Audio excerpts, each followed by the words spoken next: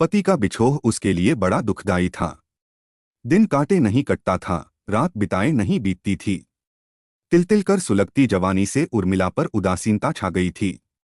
वह चंद दिन ससुराल में तो चंद दिन मायके में गुजारती। गांव से चलते समय उर्मिला को पूरा यकीन था कि कोलकाता जाकर वह अपने पति को ढूंढ लेगी, लेकिन ऐसा नहीं हुआ।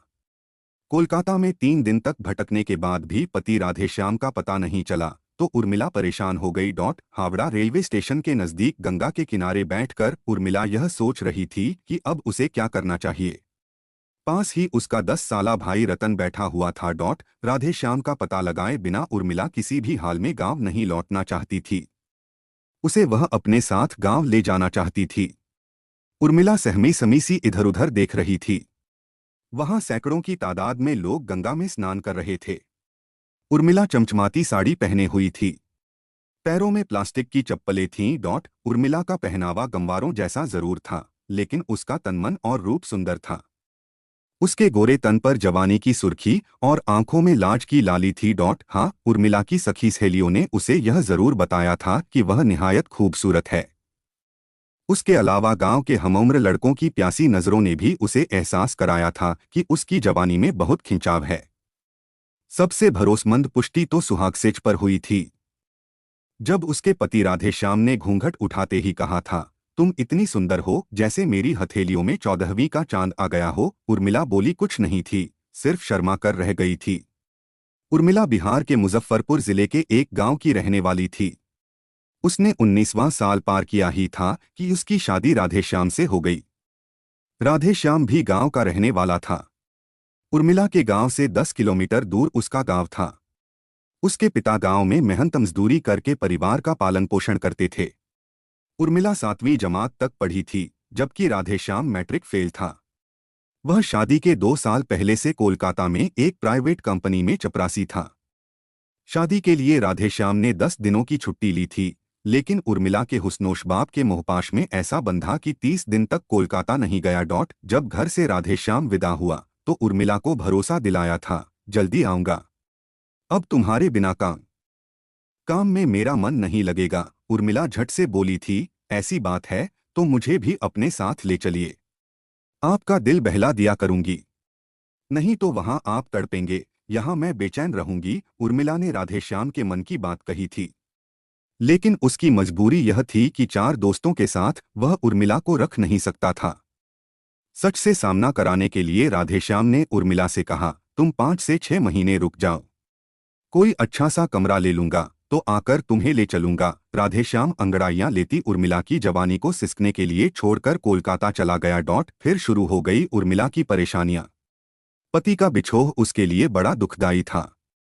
दिन काटे नहीं कटता था, रात बिताए नहीं बीतती थी। तिल तिल कर सुलगती जवानी से उर्मिला पर उदासीनता छा गई थी। वह चंद दिन ससुराल में तो चंद दिन मायके में गुजारती। साजन बिन सुहागन उर्मिला का मन न ससुराल में लगता न मायके में, मगर ऐसी हालत में भी उसने अपने कदमों को कभी बहकने नहीं दिया था।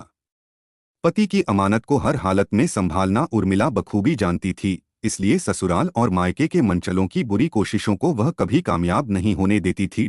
ससुराल में सास ससुर के अलावा 2 छोटी नंदें थीं। मायके में माता पिता के अलावा छोटा भाई रतन था। उर्मिला ने जैसे तैसे बिछोह में 1 साल काट दिया, मगर उसके बाद वह पति से मिलने के लिए उतावली हो गई। हुआ यह कि कोलकाता जाने के 6 महीने तक राधेश्याम ने उसे बराबर फोन किया, मगर उसके बाद उसने फोन करना बंद कर दिया। उसने रुपए भेजना भी बंद कर दिया। राधेश्याम को फोन करने पर उसका फोन स्विच ऑफ आता था। शायद उसने फोन नंबर बदल दिया था। किसी को कुछ समझ नहीं आ रहा था कि आखिर राधेश्याम ने एकदम से परिवार से संबंध क्यों तोड़ दिया। गांव के लोगों को यह शक था कि राधेश्याम को शायद मनपसंद बीवी नहीं मिली, इसलिए उसने घर वालों व बीवी से संबंध तोड़ लिया है। लेकिन उर्मिला यह बात मानने के लिए तैयार नहीं थी। वह तो अपने साजन की नजरों में 14वीं का चांद थी। राधेश्याम जिस कंपनी में नौकरी करता था उसका पता उर्मिला के पास था। राधेश्याम के बाबत कंपनी वालों को रजिस्टर्ड चिट्ठी भेजी गई। 15 दिन बाद कंपनी का जवाब आ गया। चिट्ठी में लिखा था कि राधेश्याम 6 महीने पहले नौकरी छोड़ चुका था। सभी परेशान हो कोलकाता जाकर राधेश्याम का पता लगाने के सिवा अब और कोई रास्ता नहीं था। उर्मिला का पिता अपंग था। कहीं आने जाने में उसे काफी परेशानी होती थी। वह कोलकाता नहीं जा सकता था। उर्मिला का ससुर हमेशा बीमार रहता था। जब तब खांसी का दौरा आ जाता था, इसलिए वह भी कोलकाता नहीं जा सकता था। हिम्मत करके एक दिन उर्मिला ने सास के सामने प्रस्ताव रखा, अगर आप कहें तो मैं अपने भाई रतन के साथ कोलकाता जाकर उनका पता लगाऊं। परिवार के लोगों ने टिकट खरीदकर रतन के साथ उर्मिला को हावड़ा जाने वाली ट्रेन में बिठा दिया। राधेश्याम जिस कंपनी में काम करता था, सबसे पहले उर्मिला वहां गई। वहां के स्टाफ व कंपनी के मैनेजर ने उसे साफ कह दिया कि 6 महीने से राधेश्याम का कोई अतापता नहीं है। उसके बाद उर्मिला वहां गई, जहां राधेश्याम अपने 4 दोस्तों के साथ एक ही कमरे में रहता था। उस समय 3 ही दोस्त थे। एक गांव गया हुआ था। तीनों दोस्तों ने उर्मिला का भरपूर स्वागत किया। उन्होंने उसे बताया कि 6 महीने पहले राधेश्याम यह कहकर चला गया था कि उसे एक अच्छी नौकरी और रहने की जगह मिल गई है। मगर सच्चाई कुछ और थी। कैसी सच्चाई, पूछते हुए उर्मिला का दिल धड़कने लगा। दरअसल उसे किसी अमीर औरत से प्यार हो गया था। वह उसी के साथ रहने चला गया था। 3 दोस्तों में से एक दोस्त ने बताया। उर्मिला को लगा जैसे उसके दिल की धड़कन बंद हो जाएगी और वह मर जाएगी। उसके हाथ पैर सुन्न हो गए थे। मगर जल्दी ही उसने अपने आप को काबू में कर लिया। उर्मिला ने पूछा, वह औरत कहाँ रहती है? तीनों में से एक ने कहा, यह हम तीनों में से किसी को पता नहीं है, सिर्फ गणपत को पता है।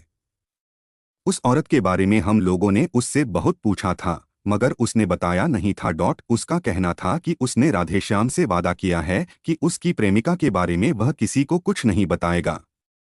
गणपत कौन? उर्मिला ने पूछा। वह हम लोगों के साथ ही रहता है। अभी वह गांव गया हुआ है। वह 1 महीने बाद आएगा। आप पूछ कर देखिएगा, शायद वह आपको बता दे। मगर तब तक मैं रहूंगी कहाँ? चाहे तो आप इसी कमरे में रह सकती हैं। रात में हम लोग इधर उधर सो लेंगे। मगर उर्मिला उन लोगों के साथ रहने को तैयार नहीं हुई। उसे पति की बात याद आ गई थी। गांव से विदा लेते समय राधेश्याम ने उससे कहा था, मैं तुम्हें ले कर अपने साथ रख सकता था, मगर दोस्तों पर भरोसा करना ठीक नहीं है। वैसे तो वे बहुत अच्छे हैं, मगर कब उनकी नीयत बदल जाए और तुम्हारी इज्जत पर दाग लगा दें, इसकी कोई गारंटी नहीं है। उर्मिला अपने भाई रतन के साथ बड़ा बाजार की एक धर्मशाला में चली गई। धर्मशाला में उसे सिर्फ 3 दिन रहने दिया गया।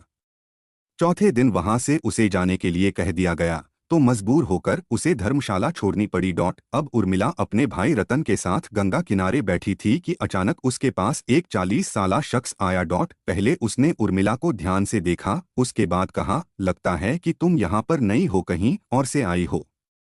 काफी चिंता में भी हो, कोई परेशानी हो तो बताओ, मैं मदद करूंगा।